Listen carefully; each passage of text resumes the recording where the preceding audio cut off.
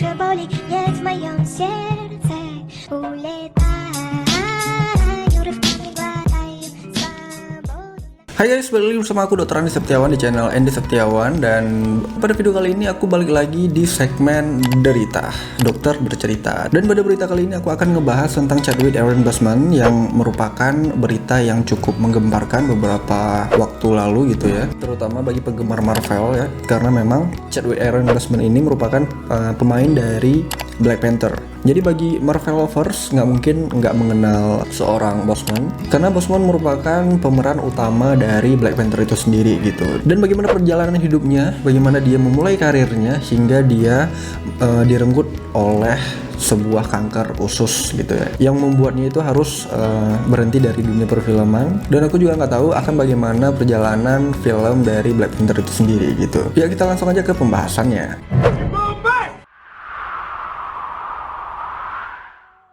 Chadwick Aaron Boseman lahir pada 29 November 1976 dan tumbuh di kota Anderson, Carolina Selatan, dan merupakan putra dari Leroy Boseman yang merupakan yang pemilik usaha dari jok mobil gitu.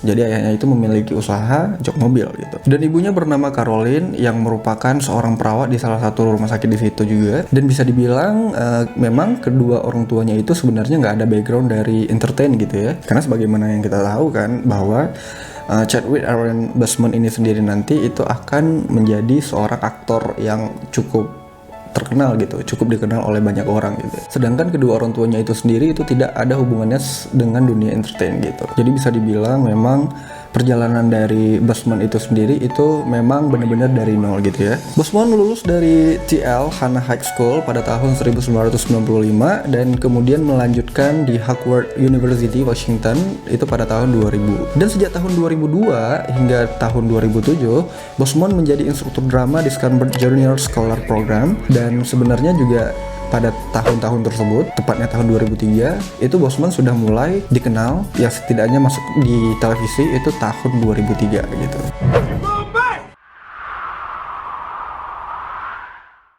Ya sebagaimana yang udah aku bilang, kalau Boseman itu pertama kali masuk ke dunia pertelevisian itu pada tahun 2003 di sebuah episode Third Watch.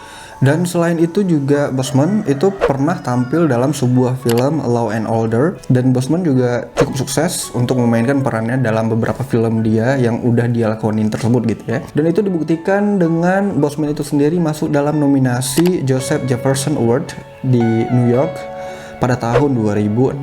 Ya meskipun tidak memenangkan ajang tersebut, tapi setidaknya itu Boseman itu masuk dalam nominasinya gitu. Ya sebagaimana kalian tahu, perfilman Hollywood itu sangat ketat, dan masuk nominasi aja itu udah luar biasa hebat gitu ya. Apalagi kalau misalnya benar-benar bisa memenangkan ajang tersebut gitu. Dan lanjut pada tahun 2008, Boseman masih lanjut pada karirnya di series televisi, dan dia juga membintangi beberapa series televisi pada tahun tersebut gitu. Seperti misalnya Lincoln High, The Express, Person Unknown, dan beberapa series televisi tersebut juga dia lakoni dari tahun 2008 hingga tahun 2010. Hingga tahun 2013 dia baru benar-benar memainkan sebuah film layar lebar melalui film 42, di mana pada film tersebut dia bermain sebagai Jackie Robinson, dan film tersebut cukup sukses ya, cukup mengangkat namanya. Ya meskipun sebelumnya Boseman juga pernah membintangi sebuah film indie, The Kill Hole, yang dirilis beberapa pekan sebelum film 42 ini gitu. Dan meskipun di tahun 2013 ini Boseman cukup aktif dalam dunia perfilman ya, dan banyak juga film-film yang dia bintangi juga dia itu sebagai pemeran utamanya di film tersebut gitu ya. Di tahun yang sama, yaitu tahun 2013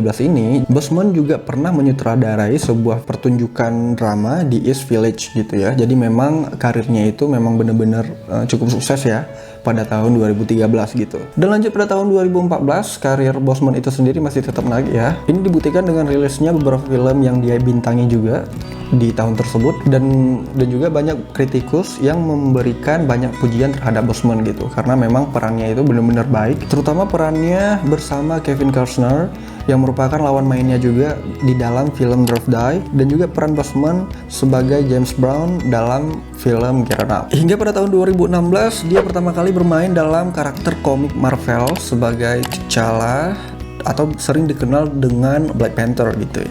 Maaf kalau aku salah dalam pronounnya ya. Dan sebenarnya juga untuk Black Panther itu sendiri itu tidak langsung mengeluarkan film solonya gitu ya. Karena dari Marvel itu sendiri memperkenalkan pertama kali Black Panther itu pada sebuah film Captain America Civil War gitu. Lalu pada tahun 2018 baru Marvel mengeluarkan film solo Black Panther, dan itu sangat-sangat sukses gitu ya pada tahun 2018 gitu. Dan yang perlu kalian tahu, Boseman itu sendiri itu pertama kali didiagnosa mengalami kanker usus itu pada tahun 2016, yaitu pada saat dia memulai karirnya pada sebuah serial komik Marvel gitu. Jadi pada saat film Civil War itu rilis, pada saat dia dipilih untuk memainkan peran sebagai Black Panther, itu sebenarnya dia sudah terdiagnosis dengan kanker usus gitu ya. Dan saat film Black Panther itu rilis pada tahun 2018, film solonya itu rilis, itu berarti Boseman memang sedang mengidap kanker usus 2 tahun terakhir gitu. Jadi meskipun sakit, Boseman tetap profesional dalam memainkan perannya dalam film-film tersebut gitu.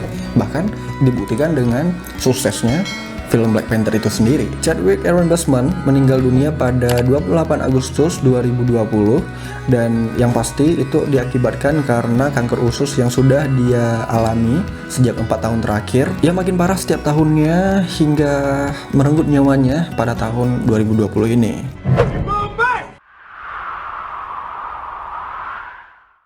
Dan dari kanker itu sendiri itu memang salah satu penyakit yang sangat-sangat mematikan ya dibandingkan dari jenis penyakit lain gitu. Dan secara global kanker usus itu merupakan kasus kematian terbanyak ketiga pada laki-laki dan merupakan kasus kematian terbanyak kedua pada perempuan.